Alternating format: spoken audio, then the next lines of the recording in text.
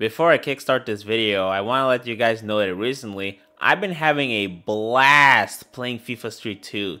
If it takes a while for me to upload this video, you know exactly why.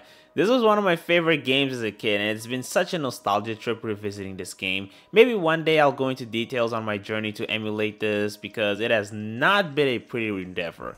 But anyway, as for the topic of this video, anime games. I have to say, I'm not too hyped for what the future awaits. Now, I should preface this by saying that normally when I say anime games, I'm usually referring to games that are stylized in anime form, which kind of goes against the definition of anime, but look, this just makes it easier to describe the types of game I'm playing.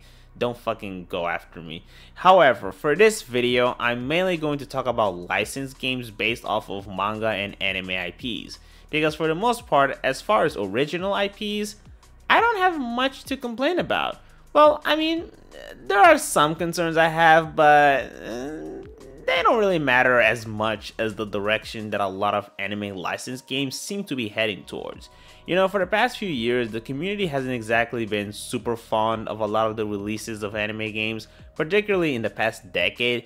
It seems like every year the meme of anime games being shipped kept growing and growing, and especially in recent years, a lot of the blame was shifted towards anime arena fighters. Now, I've said this before, and I'll say this again. I think people massively overblow how frequently arena fighters were released. There aren't nearly as many as I think people kind of cloud themselves into believing, and they've certainly never been nearly as successful and abundant as 2D and 3D fighters. Trust me, you can check the history books, it's not even a competition. I, on the other hand, had another concern for an ever-growing trend that I fear would only get worse with time, and unfortunately, I was right. Now, in the spirit of bringing up FIFA Street 2, an old as fuck game that no one cares about, I'm going to take a step further and talk about another old as fuck game that no one cares about called Gunslinger Girl Volume 1, based on a series of the same name. It was a shooting game made for the PlayStation 2 and emulated by yours truly. You want to know why I picked this game in particular? Very simple. Because it's a game that you used to pay once, experience the campaign, replay it if you felt like it, and that was that. It was as complete of an experience as you could get, well, aside from the fact that it was part of a series of games. And here's the catch, there are plenty of titles that were like this. And sure, not all of them were good, but at least it felt like they were trying to provide something that I would consider a full price single or multiplayer console experience that was at the tip of my hand. Now let's look at the games that are coming out and have been on a lot of people's radar. There's My Hero Ultra Rumble, which is a free-to-play battle royale type of game, so online only. There's Dragon Ball The Breakers, not a free title, but a survival game where one team is on the villain side while the other one is on the innocent civilian side fighting to survive. So in other words, online game. Then there are the multiple Gundam games that Bandai has been pushing, like Gundam Evolution, which I don't even know if this is free or not, but it's definitely online based. Now, of course, there are some upcoming games that aren't online only, such as One Piece Odyssey and Fate Extra Record, which is pretty neat. I'll keep an eye on them, but as a whole, it seems like anime games are heading further and further towards the online scene. Slowly, the days of Wings of Freedom, Gintama Rumble, Afro Samurai, these offline-centric titles that were coming out in the 2010s may become a thing of the past, as the new business model is using anime and manga IPs to take advantage of their brand to develop live services. And don't get me wrong, none of this is an attack on the quality of the games. The ones I mentioned earlier actually do seem pretty fun, and maybe in the right mood I might end up trying them out for myself. But in general, I'm not much of an online type of person, and later I'll explain some of my biggest concerns, which are not trivial. I like games with strong campaigns, which might be one of the reasons for why I've always shown a stronger preference for the Storm games over Shinobi Striker. Because even though I do think the latter is a lot better when it comes to having an active competitive scene, with pretty decent support, they tend to respond to fan feedback, they release new content pretty regularly, and the gameplay, based on the brief period that I played, seems pretty competent. I probably would get into it more if I was more of an online type of player, but I gravitate more towards the story modes that the Ultimate Ninja games have always been good at. But the thing is, it's not even that I don't like competitive titles. I really like fighting games, and a lot of them don't have very good single player campaigns. I mean, Denge Kibuko Fighting Climax Ignition is a game that I love to death, and I didn't even understand half of what the characters were saying because the game never got localized, and most of the story mode is just monotonously fighting against the CPU. Dragon Ball FighterZ is a game that I've played a fuck ton. In fact, it was apparently the game I spent the most hours playing in 2021, yet the last time I played the story campaign was in 2019 and it wasn't that good. So clearly I can enjoy games that have more of a competitive edge than trying to offer a memorable single player campaign. I think the real source of the issue is with the online component alone, because in the end these fighting games, while they might rely on the online modes in order to keep them relevant, they can still stand on their own because of something called free battle. And honestly, I'm really glad that this genre continues to implement offline versus modes, because this is one of the things that has been missing in other genres of competitive games, including racing and shooting titles. The concept of screen splitting is dying, which is a shame because even though you do have the option to play online, and there may even be some advantages to doing this, such as better stability depending on how taxing it is to the system to have split screens, and you also have the benefit of getting a full widescreen point of view. That's all great, but for someone like me who grew up with PlayStation 2 games and have fond memories of gathering with friends to play all sorts of competitive games with each other, including creating our own friendly tournaments, this experience will forever be irreplaceable. No amount of online modes will come close to reaching the levels of bonding and enjoyment that you get from playing offline with friends. Now of course, there are some benefits to playing online. For example, having a ranking system that can better monitor the records of players all around the world. The fact that you can even play against opponents that live in a completely different continent is a blessing, especially for establishing an international competitive scene, because it can be very difficult to gather all of the best players from around the world, and with offline tournaments, you have to rent a venue, spend a lot of money on setting up the event, and then make sure that the players invited show up to the tournament, which hasn't been easy, especially in recent years because of the pandemic. But even disregarding that, we're still talking about a lot of money, time, and long distances that need to be met in order to gather various players, which we wouldn't even know of their existence to begin with if it wasn't for the online scene. That's why in the end, I do massively encourage competitive games to have a really good online infrastructure, because in the midterm, it's what's going to keep the game alive. But even then, I would still argue that even for competitive scenes, if you ask anyone, especially in the fighting game community, most people will agree that offline tournaments are way better not just to play, but also to watch. One of the funniest moments ever was during EVO 2022, where one of the players picked Cell and they skipped the intro lines before the match, which immediately they realized that he made a mistake and went back to the character select screen to redo the match. Now you might be asking, why did they do all of that? Well, this is why.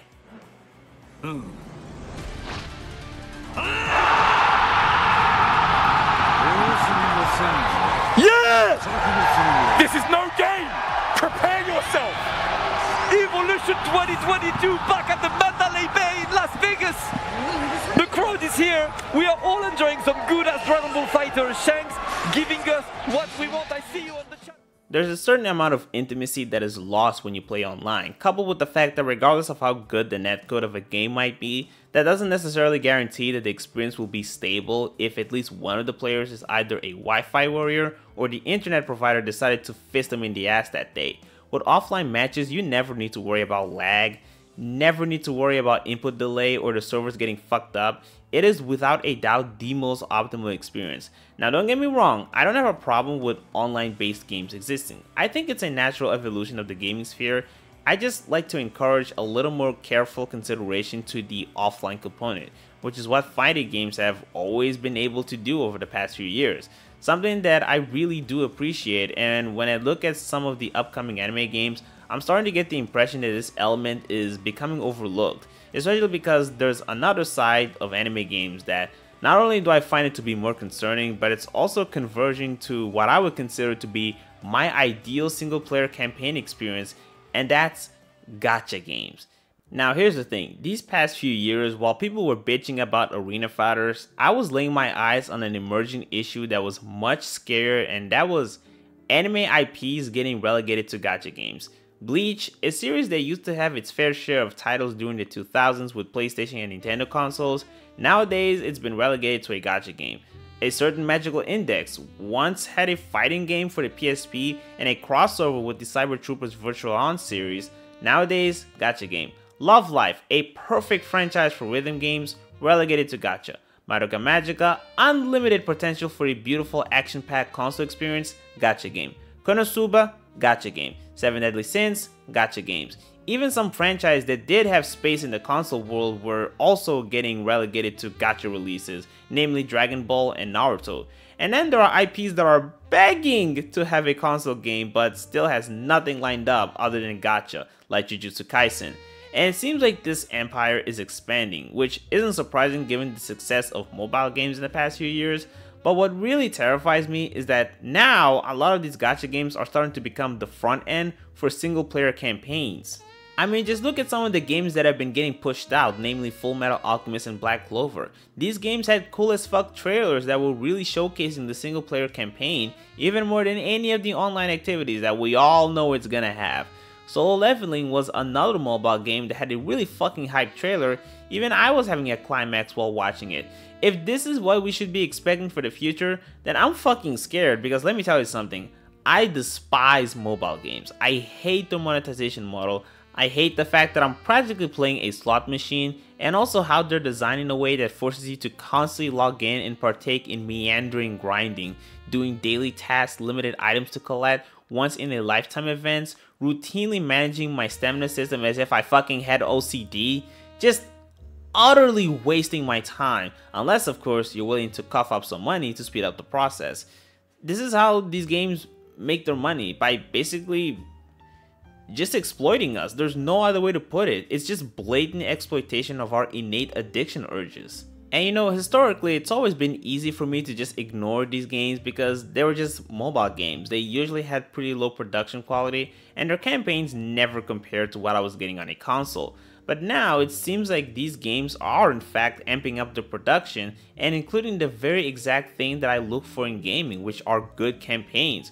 While with console games, it seems like the opposite is happening. Now, they're becoming less single player and more online based. This is dreadful, and you know what makes it even worse is that aside from having a horrible monetization model, they also have limited lifespans. A couple of months ago, it was announced that Dengeki Bunko Crisis Void would shut down their servers. To be honest, this was expected. The game wasn't really that successful, and I honestly didn't imagine this lasting for very long. But you know what else this means? It also means that all the time spent leveling up your characters, spending real life money on microtransactions, all of that will essentially be wasted. And don't get me wrong, I'm not blaming the developers for shutting down the game. Maintaining servers is really expensive, and if they're not earning enough to justify the amount spent in keeping the servers up, then it's completely reasonable for them to shut it down. No animosity towards 91 Act or Sega for this decision, but you have to admit that this is a really shitty position for players to be at. Even if all you wanted was to play the story mode, you won't be able to do it anymore. The game will be dead. In contrast, here I have Sakura Wars for the PlayStation 4. Here's a fun fact about this game. It doesn't rely on the internet. It doesn't need to be maintained through dedicated servers. The game is completely playable offline. All I have to do is insert the disc and boot the game up. Automatically, this allows the game to have stronger longevity than any online game out there. And yes, I am aware that discs aren't everlasting. Eventually, this will stop working. But unless you're a fucking animal going around bending or scratching your disc, it'll be fine. Especially Blu-rays, they are incredibly resistant, so as long as you keep your discs on their respective cases and preserve them properly, you're gonna be able to play those games for as long as there are platforms available that can support them, or at least until you back them up once decryption and ripping PlayStation 4 discs become a lot easier. I mean, technically speaking, the discs only really exist to authenticate its legitimacy. The PlayStation 4's hard drive is doing most of the work of running the game. So again, unless you're taking a bath with your disc or boiling eggs on it, it's fine. Part of the responsibility lies on you to preserve the games that you buy, but that is a much better scenario than relying on servers that won't last for very long. Like, Crossing Void came out in 2018. It's been 4 years.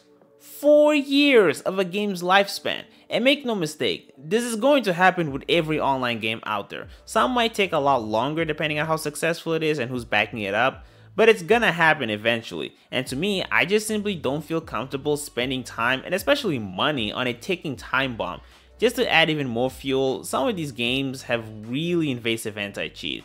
I don't play Genshin Impact, and I know I never will, certainly not on my PC, because it has kernel level anti-cheat. Why the fuck would I install a game that has more privileged access than me, the user?